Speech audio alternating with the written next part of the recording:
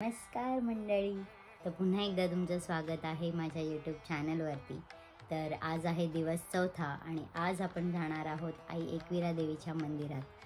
आई एकविरा देवी म्हटलं की लोणावळ्याची कारला डोंगरावरची आई डोळ्यासमोर येते, तर तिथे जाणं शक्य होणार नाही। त्यामुळे आज आपण जाणार आहोत नालासोपारा येथील कळंब गावातील आई एकविरा देवीच्या मंदिरात।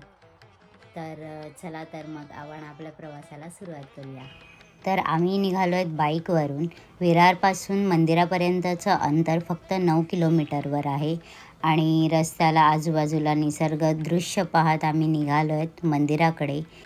तर आपण पोचलो आहोत सुंदर अशा आई एकविरेच्या मंदिराजवळ।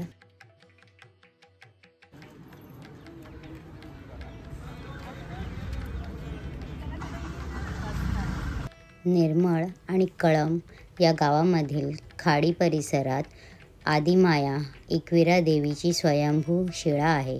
मंदिरात प्रवेश करताच दिव्य ऊर्जेची जाणीव होते। नवरात्री असल्या कारणाने भाविकांची गर्दी पाहायला मिळते। भक्तांच्या संकटांना दूर करणारी, नवसाला पावणारी स्वयंभू अशी ही एकविरा देवी असल्याची भाविकांची श्रद्धा आहे। त्यामुळे इथे नवस करणाऱ्यांची आणि नवस फेडणाऱ्यांची गर्दी होते।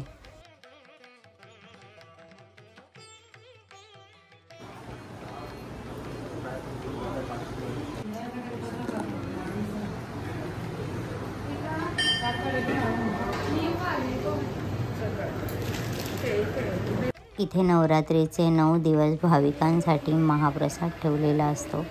निसर्गाच्या सानिध्यात वसलेलं हे मंदिर खूप सुंदर, स्वच्छ आणि शांत मनाला भावणारं आहे।